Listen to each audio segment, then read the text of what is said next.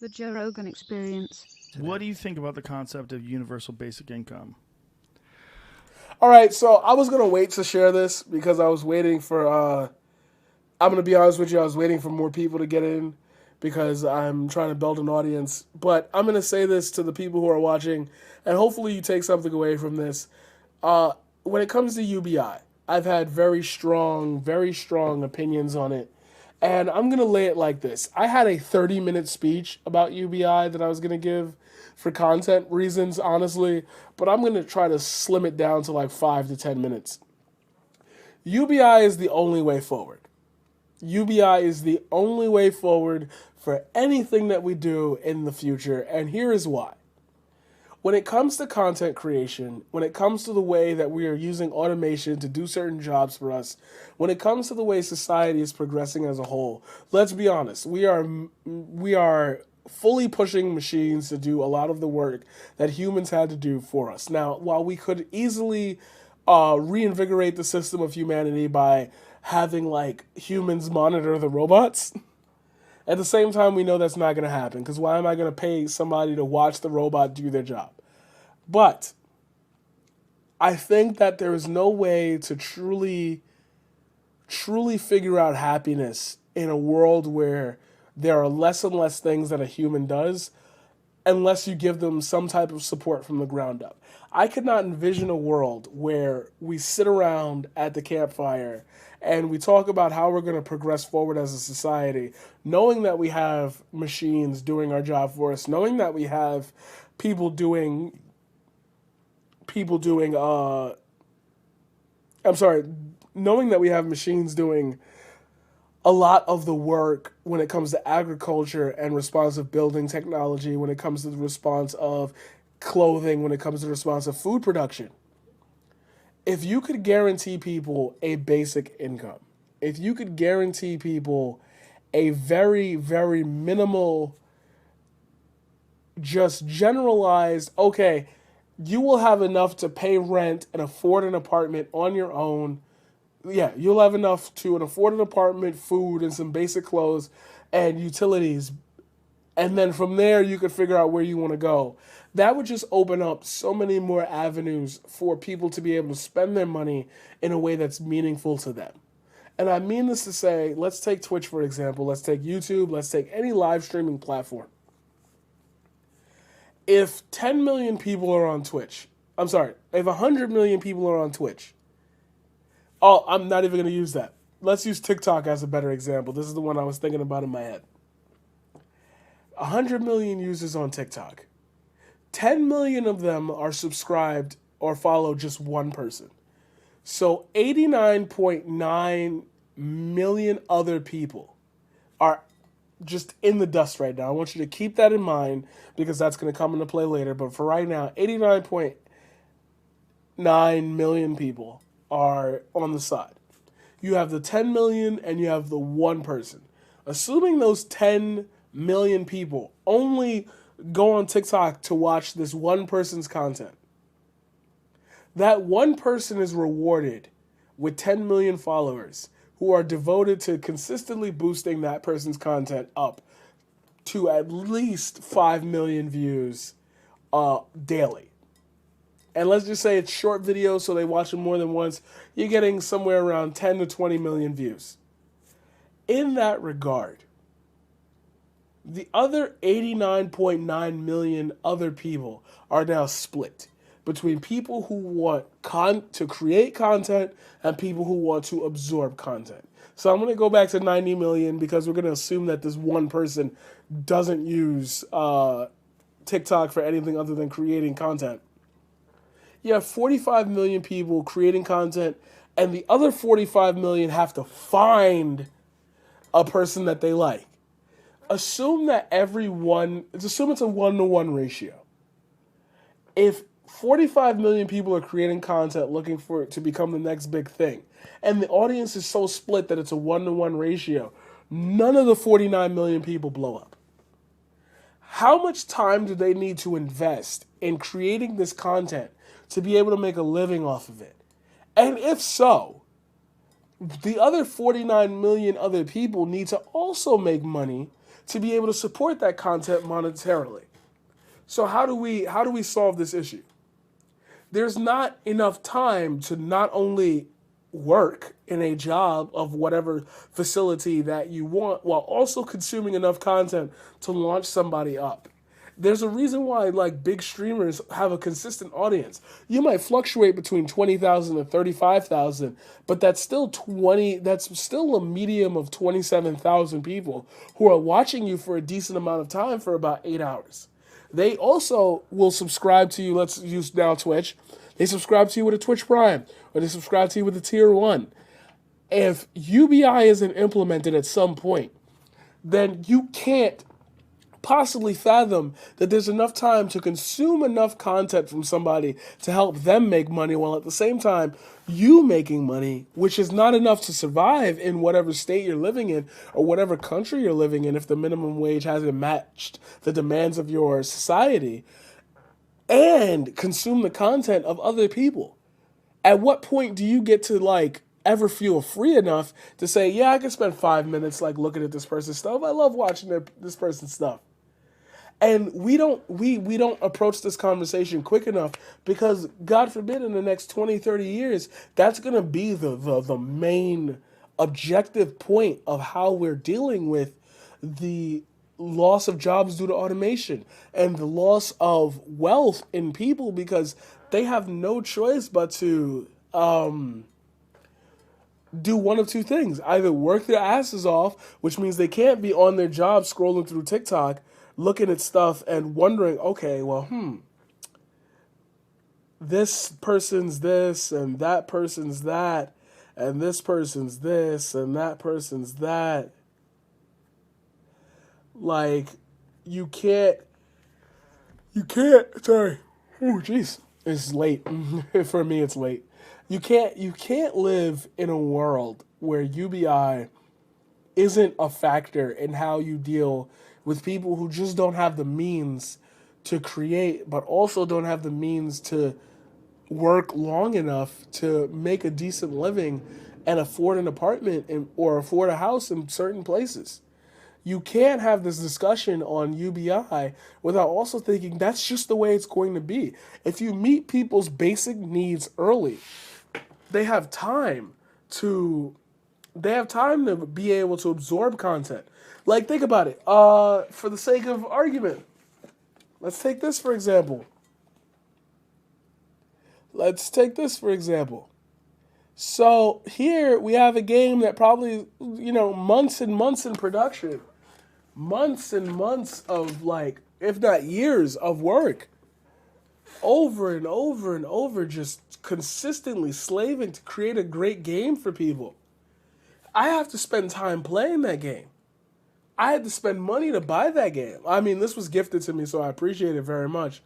But at the same time, I had to pay for that. If that's the world we're living in. I had to pay for that. So if I'm paying for that, and then I have to spend time playing it to enjoy it, that's time I could be spending working, making money.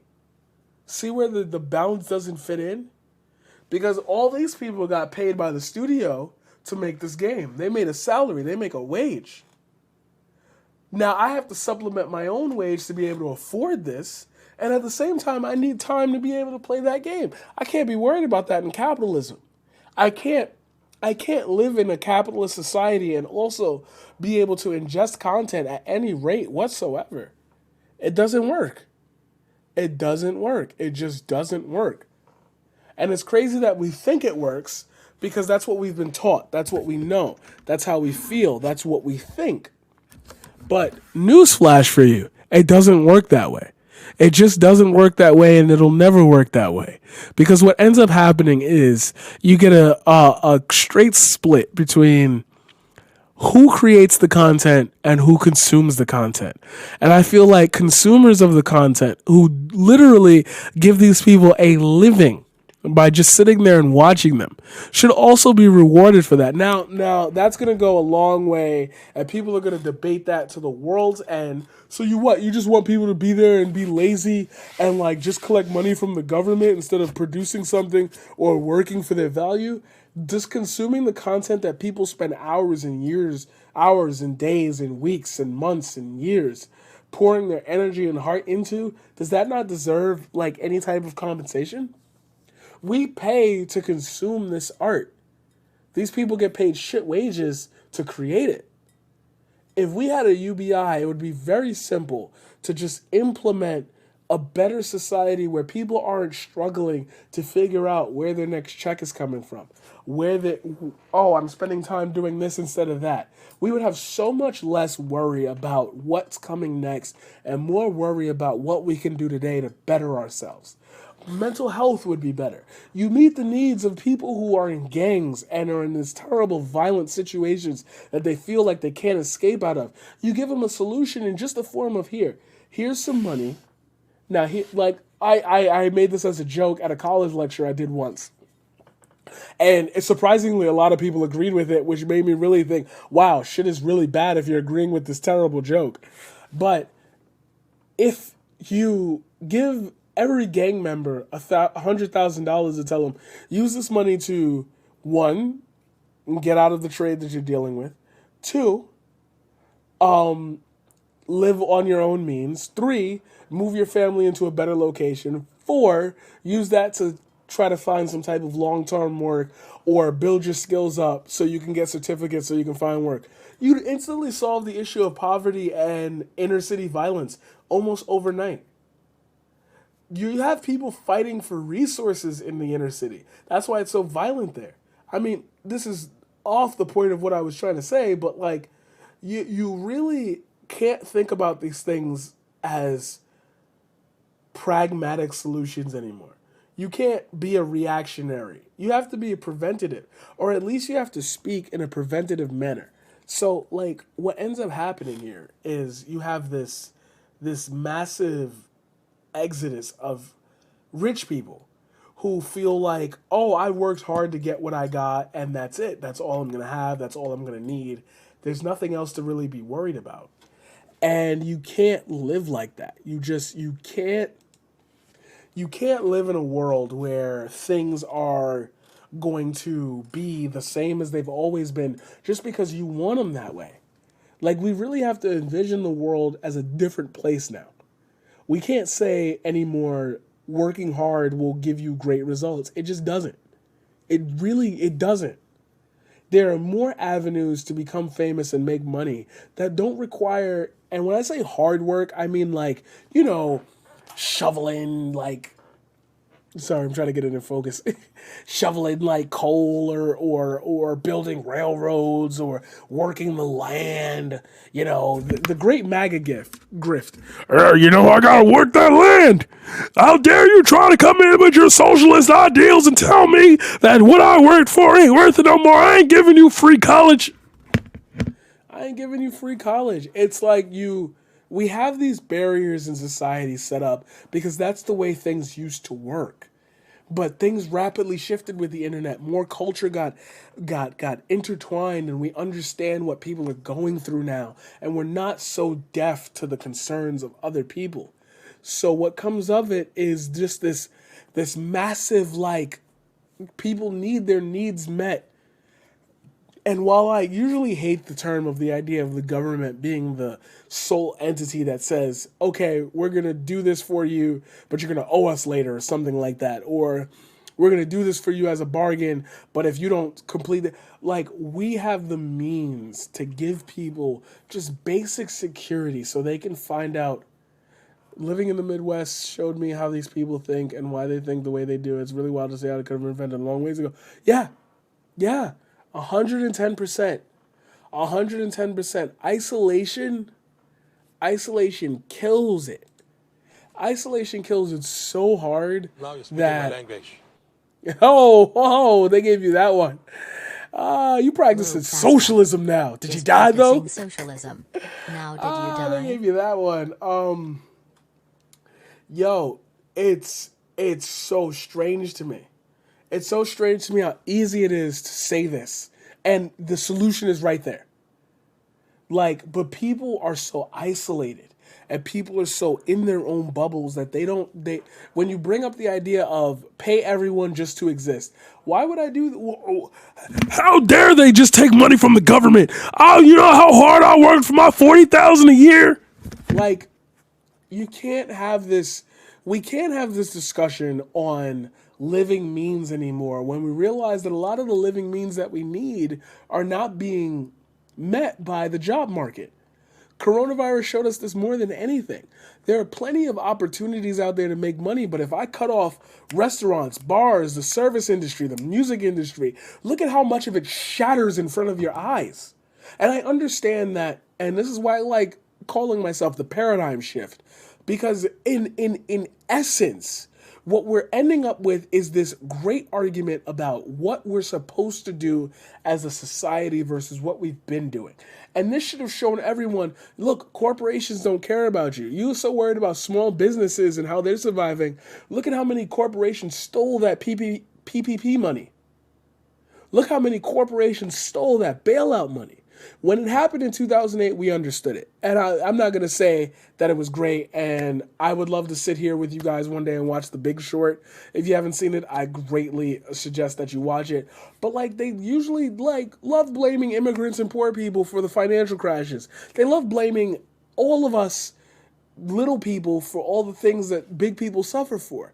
But if we had a better way of addressing income inequality and housing inequality and just inequality in general life, we would be able to better understand, okay, we don't want to print money because that creates inflation. But at the same time, we should be giving everybody just the basic means to survive in a world that's constringent now. Not everybody comes from the same background. Not everybody comes from the same belief system. If we met everyone's basic needs, then we wouldn't have a problem with people saying, okay, I want to be lazy for a month. I don't want to work for this guy who's going to steal my labor for $10 an hour. Imagine, hold on. We're going to do this because I hate it, and that's just the way it's going to be. Hold on. Sorry. Wow, that's just missing now. Okay. Fuck. I'm gonna have to ask my dad about that. But anyway, I had some money laying around and I cannot find it. Is it on the floor? It shouldn't be on the floor. That's a little weird that that's just gone, but we'll deal with it. Yeah, they don't even want to discuss reallocating funds we already have. We have the money to pull this off. I understand our military industrial complex is the biggest job provider that we have. Fine. Take that in stride. Do what you got to do with it. But at the same time, there's no way that you're telling me that we can't afford to do things for people when the money's there and we just don't want to move it because that would shift way too many people into, well, what about this and what about that? It's like, look, $3,000 in Florida, $3,000 in Iowa, and I'm going to use your state because I happen to know who you are. $3,000 in oh jeez, I almost said Nirvana, Indiana. $3,000 in Indiana will go further than it might go in New York. True. But $3,000 is not a small amount of money to people, and that can become life-changing. That's food on the table. That's bills paid. I don't even have to worry about that. I can get a cell phone now and feel comfortable in it. I can take the rest of that money and save up and build equity on it. So let's say I get $3,000 a month at the end of the year. I have $33,000. Out of that, I spent $12,000. I don't quit. Sorry, brother. Sorry. You know what I mean. You've been through it more than anybody. But to get back on the point, because I am definitely going to VOD this and people are not going to understand what the fuck I'm talking about. The strength of what we think of as humanity is absolutely burdened by what we should be thinking when it comes to relations and people. And we literally don't. And I don't get it. I don't get what is in our society's bloodstream that tells us we're not allowed to take care of every single citizen because they don't deserve it, or that they don't feel like, or that people feel like, oh, you didn't work hard enough to get that. And I'm like, but they're still living and they still have purpose. They could be the guy who creates, they could be, sorry, not the guy, they could be the person that creates the new pen that you love. They could be the person that creates the new, like, so to wrap all this big discussion up, because I did say I was going to take 5 to 10 and I ended up taking about 20. Think about it in this form. If we don't have UBI, then how are people who can't be exposed to certain things that they might be good at ever get a chance to be interested in those things? Like, really, let's really talk about it in a way that makes us feel some type of way decently. How do we address just the availability of even living in this country if we don't have a method or a safety net set up? So when people decide, I want to be the next great painter, I want to be the next great designer, that they don't have to shell out money they don't have to try it, find out that they can't do it because of maybe physical or mental limitations, or maybe just lifestyle that they can't like wrap their heads around. How do we change that society to make it better? And if you're asking me to solve that, UBI. Easy. UBI.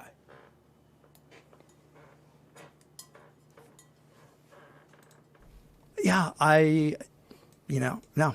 I mean, I don't think that's a good idea.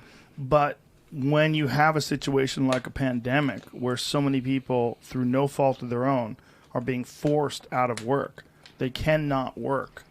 That's a temporary situation. See, you say it's a temporary situation, and that's a stupid take to already say, because it's like, oh, when things open back up, they'll get their jobs back. But places close. Things close. People lose money. The fuck are you on? But isn't that a good argument for universal basic income, at least for a temporary situation? Well, when people are sick, they need to be taken care of. When they're healthy, they don't need to be taken care of. That's a lie. People are sick how? In what version are we defining what sick is? To stand on their own 2 feet. Right, but when you have a situation where they can't stand on their own 2 feet because they're literally not allowed to work, like California. I mean, California, they're right now shutting down restaurants that serve outside. Yeah, well, I mean, the alternative is not to shut down the economy. Yes. No, listen, I agree. But there's a lot of people that they get really hysterical about Sorry, this. guys, I got to wave they think up. This is the only way we're going to save people. There's a lot of people out there with terrible health, and they think that what we need to do is shut everything down, and that's the only way we're going to be safe. I was reading this woman's Twitter the other day.